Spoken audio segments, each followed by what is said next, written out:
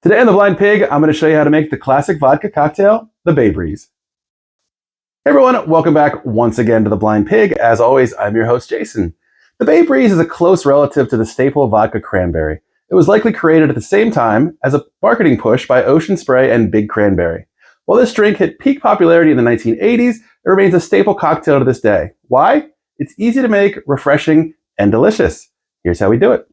To start off, we're going to use 1.5 ounces of our vodka. We love Tito's vodka. We try to always use it on this channel. We already have glass in our highball. In this case, I actually got these awesome glasses as a gift for Christmas, Blind Pig glasses. So we're going to use a pint glass, not a highball. You're making it at home. You're probably going to use a pint glass anyway. You get the idea.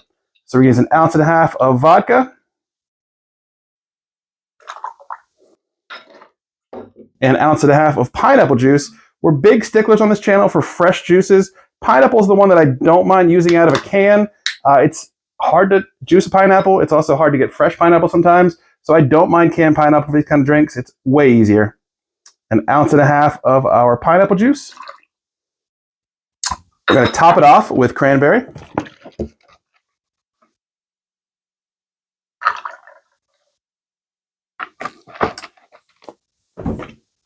Give it a quick stir. And for our garnish, a lime wedge. Cheers.